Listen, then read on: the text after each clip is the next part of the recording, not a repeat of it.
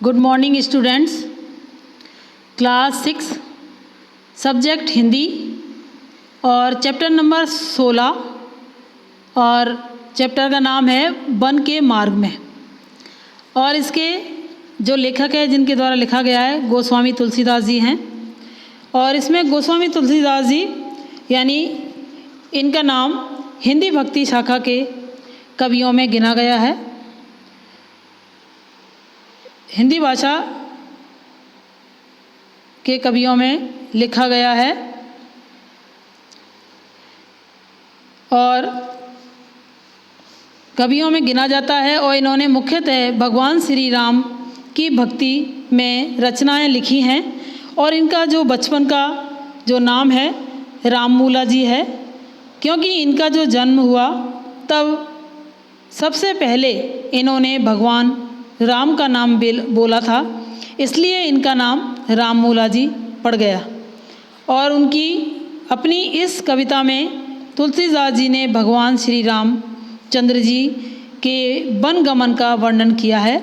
जिस समय उनके पिता ने वनवास दे दिया था और 14 वर्ष के लिए उस समय जब वे अपनी अयोध्यापुरी से वन को जाने लगे तो उस समय जो हालात थे वैसा ही परिवेश यानी वैसी कैसी स्थिति थी उस टाइम पे और उस समय का वर्णन किया गया है। और ये कविता उनकी कवितावली ग्रंथ के नाम से ली गई है और ये ब्रज भाषा में लिखी गई है। और अब हम आगे कविता में पढ़ते हैं। सवैया पुरते निकसी रघुवीर वधु,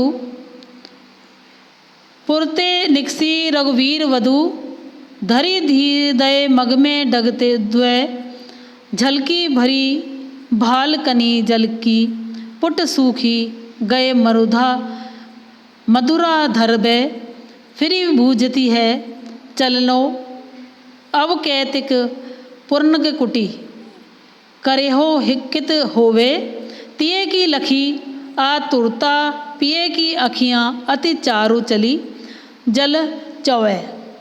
इसमें बताया है भगवान राम और सीता के बारे में कि जब सीता जी रामचंद्र जी के साथ वन गमन के लिए निकली तो अयोध्यापुरी से निकली तो उन्होंने मन में सोचा कि वनों के कष्टों को याद करके उन्होंने अपने मन को धैर्य धारण किया और वन में मुझे कितने कष्ट मिले चाहे कितने ही दुख मिले मुझे, मैं अपने पति का साथ कभी नहीं छोड़ूंगी, ये सीता जी बोलती हैं।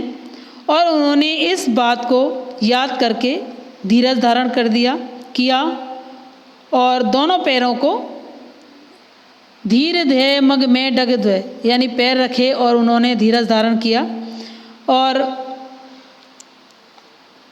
धारण किया वन में मुझे धीरज धारण किया और मैं अपने पति का साथ कभी नहीं छोड़ूंगी। और धीरज धारण किया और दोनों पैरों को रास्ते पर रखा। सीता जी को रानी थी, वो कभी पैदल नहीं चली थी, फिर भी उनको कभी नंगे पैर चलने का कोई काम नहीं पड़ा। जब वो रास्ते पर चलने लगी या वन के कठिन मार्ग पर चलने लगी तो उनके माथे पर पसीने की बूंद दिखने लगी, यानी झलकी भर भाल कनी जल की, और पुट सूखी गए मधुराधर यानी उनके माथे पर पसीने की बूंद दिखने लगी और गर्मी के कारण उनके होठ सूख गए और उन्होंने उनके सुंदर होठ सूख गए और उनके माथे पर पसीना आने लगा। तो उन्होंने चलते चलते उन्होंने परिभूजती चलनो अब केतक पूर्ण कुटी करी हो कित होवे। तो चलते चलते उन्होंने अपने हे नाथ रामचंद्र जी से पूछा कि हे नाथ अब हमें और कितना चलना है और आप अपनी पर्णकुटी कहाँ बनाओगे। श्री रामचंद्र जी सीता जी की व्यथा सुनकर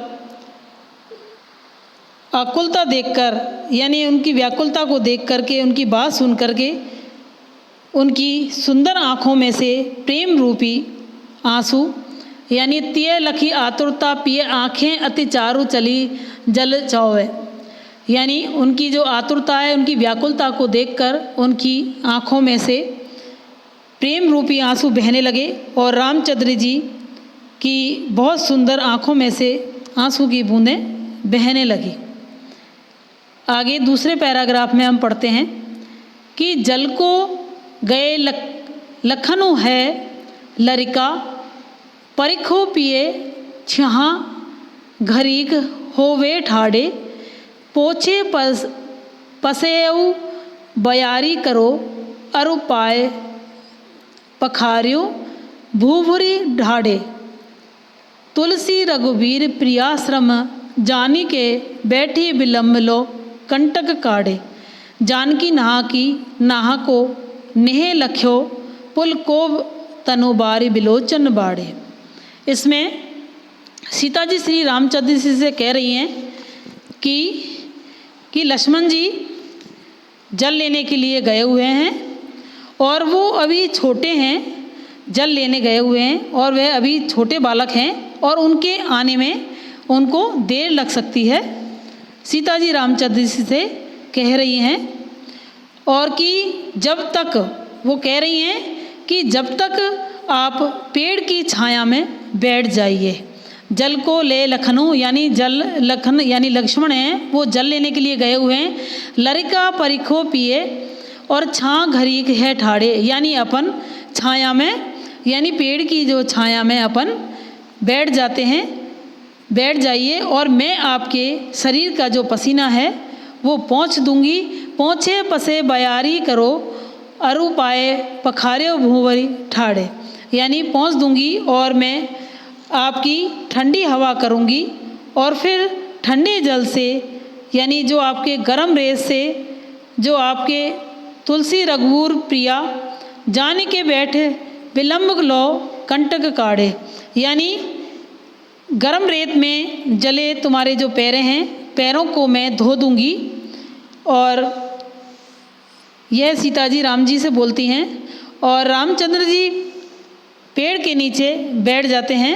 बैठकर वह समझ गए कि सीता जी अब थक गई हैं उनकी बात सुन करके, और श्री रामचंद्र जी ने अपने पैरों में चुभे हुए जो कांटे हैं को निकालने लगे। तुलसी रघुवीर प्रियाश्रम जान बैठे विलम्ब लोग कंटक काढ़े जानकी नहा को नेह लख्यो पुल को तनुबारी विलोचन बाड़े, यानी वो सीता जी थक गई हैं और वो रामचंद्र जी अपने पैरों में से चुभे हुए कांटों को निकालने लगे, क्योंकि वो समझ गए कि सीता जी थक गई और रामचंद्र जी का अपने प्रति जो इतना जो प्रेम देख करके सीता जी की सुंदर आँखों में से आंसू बहने लगे और उनका जो शरीर है वो पुलकित हो गया और उनका शरीर हर्ष यानी खुशी से भर गया। Thank you.